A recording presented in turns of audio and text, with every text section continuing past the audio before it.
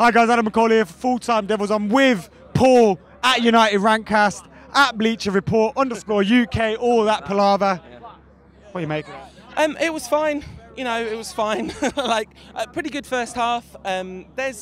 It's been a very strange season, and we're unfamiliar with the concept of transition. This is not something we're used to. The last time we had a really transitional team was like before we won the league in 06-07 or whatever. That's the kind of when Ronaldo was coming through. That's the last time we've had to deal with a team properly in transition, because last season we just completely collapsed, and this is the rebuilding process, and you need patience, and it's difficult because on top of the patience you need because the results aren't great, you need the extra patience about adapting to this style of football, because it's very different. I really like it. I think there's a kernel here for some sort of European success if we can bring in the right sorts of players. I agree with you. And you know, if you think about that team that Fergie and Queiroz built together to win the European Cup, there was a lot of discontentment about the change in style. And I'm not saying we're going to win the Champions League next season.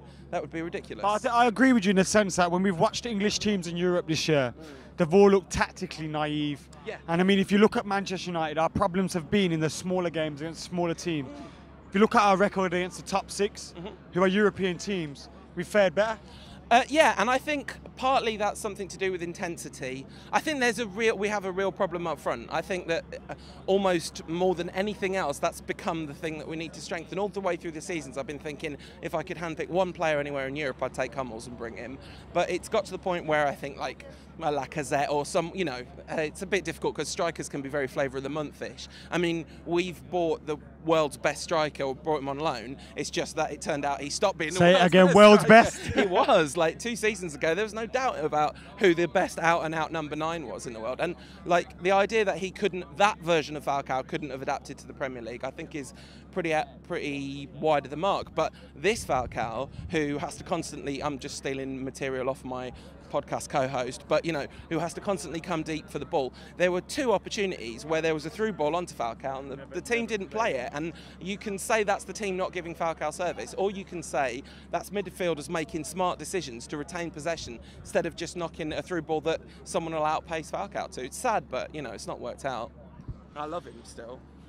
Hate you, Paul. I'll be low the rest of my life. You know? I was going to say, Jose Mourinho last year, Yeah. he kind of had this kind of transitional season. Yeah. In comparison to Louis van Gaal, do you think we're in the same position as Chelsea? I would say we're a couple of steps behind. I would say that Mourinho's history with Chelsea probably just nudges it ahead. I think the rebuilding job here was deeper because I think they bought 2 players that made all the difference, because they already had Matic, so they brought in Fabregas and Costa, and that was the pieces of the puzzle. I think the puzzle's more complicated here, and I wouldn't be surprised. I very much hope we're in the title race next season. It's the season after where I think if we're not really, really seriously competing for the league, then the Van Gaal experiment hasn't gone the way we wanted it to. But I think he's a patient man. The football has to be patient. We've kind of got to be patient. And it's so different from the Moyes situation, because like this time last year I had some hope, but 2 months ago last year, there's just no hope for the future. And now I think we've got the kernel of something that is building towards something. So, you know, and those performances against the top teams are the key marker of that.